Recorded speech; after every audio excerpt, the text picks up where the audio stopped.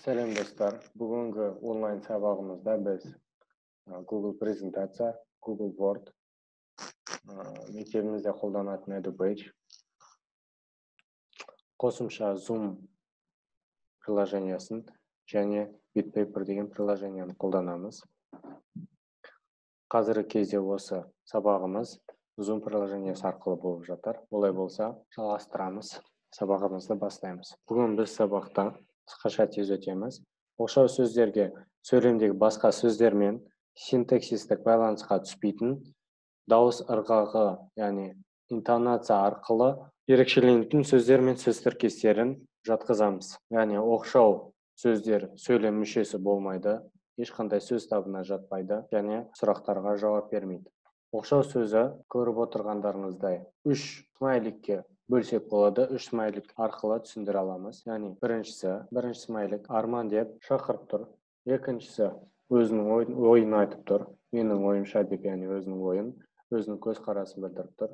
Үшіншісі өзінің эмоциясын, өзінің көңіл күйін, яғни ашуланып тұрғандығын білдіріп тұр. Яғни қап, мынаны ма деп өзінің ашуланып тұрғандығын көрсетіп тұр. Яғни оқшау сөз ол. Арман деп шақыруы өзіне қаратуы арқылы қаратпа сөзді қолданады. Өзінің ойын, өзінің көзқарасын білдіру үшін қыстырма сөзді қолданады. Өзінің көңіл күйін, эмоциясын білдіру үшін, көрсету үшін одағай сөздерді қолданады. Қазір біз қысқаша мысалдарды қолданатын боламыз. Бұл мысалды мен қалай түсіндіремін? Осы жерде доска сообщений деген бар.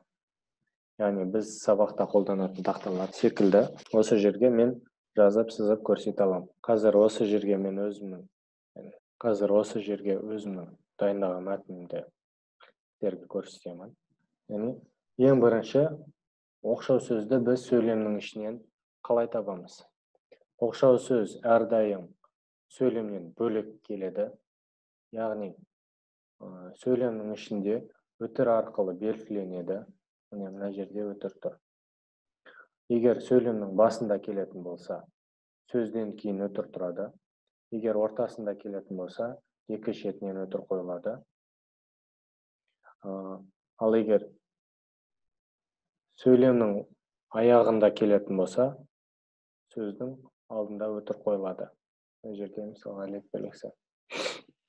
Оқшау сөздерді табамыз бірінші. Бірінші сөйлемде ауылдастар, екінші сөйлемде ей дейді, абай, айналайын-ай. Үшеуі де оқшау сөз десек болады. Бәсе оқшау сөз, бәсе оқшау сөз. Келесі сөйлем, пах, шіркін дейді, оқшау сөз. Мәссаған оқшау сөз, әттеген-ай оқшау сөз. Енді бізде оқшау сөзді үшке бөлдік. Соны еске түсіреміз. Оқшау сөз, яғни мұнда қаратпа сөз, қыстырма сөз, одағай. Қаратпа сөз ол адамды өзіне қарату мақсатында қолданылатын сөз. Қыстырма өзінің көзқарасын білдіру үшін қолданылатын сөз. Одағай өзінің көңіл күйін білдіру үшін қолданылатын сөз. Енді қараймыз. Ауылдастар, қалалықтар келе жатыр дейді.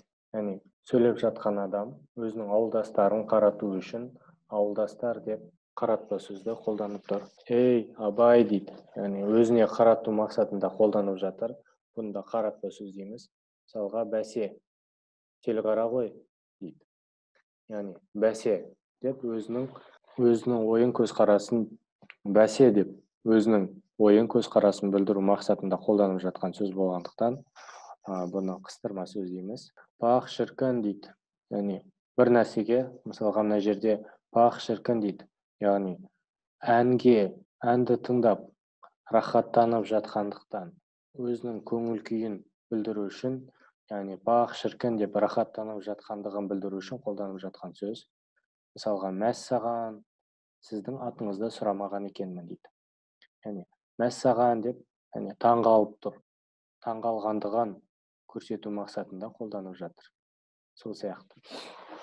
Ал әттеген-ай дейді. Осы Махамбет батыр секілді мықты болсам ғой дейді.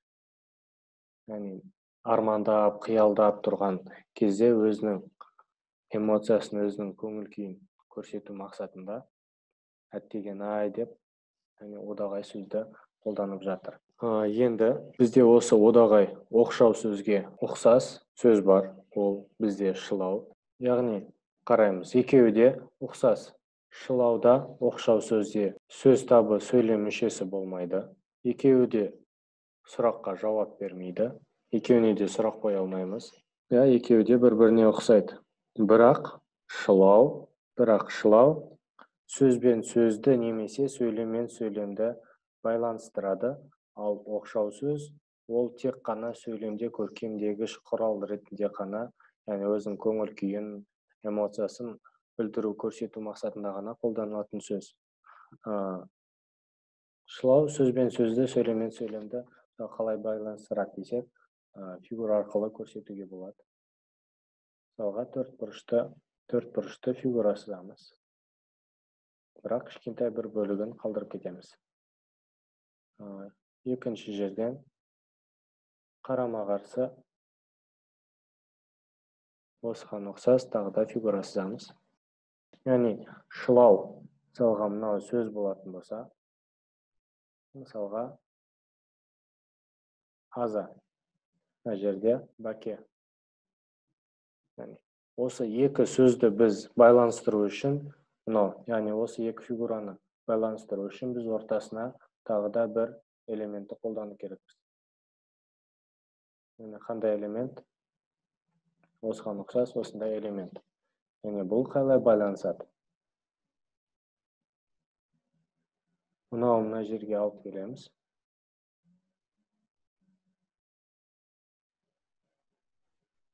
Аны былай байланыстырамыз. Яғни екеуін байланыстырады.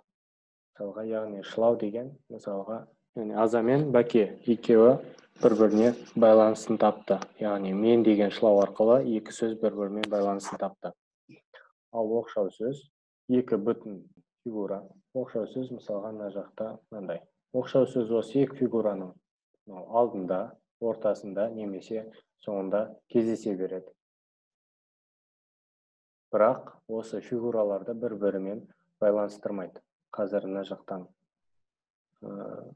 Вен диаграммасы арқылы көрсетіп көрейік. Шылау, яғни шылаудың толық мағынасы жоқ. Сөзбен сөзді байланыстырады, немесе сөйлеммен сөйлемді байланыстырады, айырмашылығы. Ал одағай ойға қарай көңіл күйді білдіреді, сөйлемдегі сөздермен қарым-қатынасқа түспейді. Ал ортақтығы сөз табы сөйлем мүшесі болмайды және сұрақтарға жауап бермейді. Енді осы тақырыпқа байланысты балаларға берілетін тапсырма. Оқшау сөздерді ажырата білу үшін берілетін тапсырмалар бар. Оны EduPage арқылы қолданамыз. Балаларға жеке-жеке тапсырма берем. Ол үшін бізде EduPage'да Works and Exams деген бар. Бұл жерде жаңа ғана балаларға бердім. Оны тапсыру үшін мысалға тапсырмалар деп берілетін уақыты 23-не дейін, негізі қазір сабақ барысында оны талдаймыз. Және кімге беріледі? Мен тек қана мысалға бір оқушыға ғана беріп отырмын. Яғни қандай тапсырма?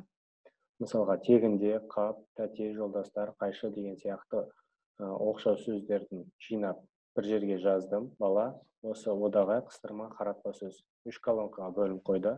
Осы 3 жерге бала сөздерді бөліп тауып жазады. Содан кейін бірге тексереміз. Дұрыс еместігін сол жерде, осы жерде бірден анықтап береді. Ал балалар осы онлайн сабақ барысында қалай сабақ жасайды? Міне, мысалға жаңағы сөйлемді, BitPaper балалар барлығы осы менің сабағыма кіреді. Осы жерде мен балаларға осындай сөйлемдерді бердім. Балалар қарандаш арқылы, яғни тапсырма бізде оқшау сөзді табу, және ол қандай оқшау сөз екенін анықтау болады. Мысалға 25 егер менің сабағыма, мысалға 19 адам қатысты делік. Әрқайсына осылай жеке-жеке. Балалардың өздерінің нумерациялары бар. EduPage'да өздерінің нумерациялары бар. Мынандай 1, 2, 3, 4, 5 деген сияқты өзінің нумерациялары бар. Солар арқылы өздерінің тапсырмаларын орындайды. Мысалға, Әсем деген қыз Осы бірінші номердағы болса, осыны белгілейді. Айдос деген ол екінші болса, осы екінші өзінікіне кіреді, және өзінікін белгілейді. Осымен біздің сабағымыз аяқталды. Сіздерге осы Zoom приложениесін қолдануға кеңес беремін, және мынау BitPaper деген приложениені қолдануға кеңес беремін.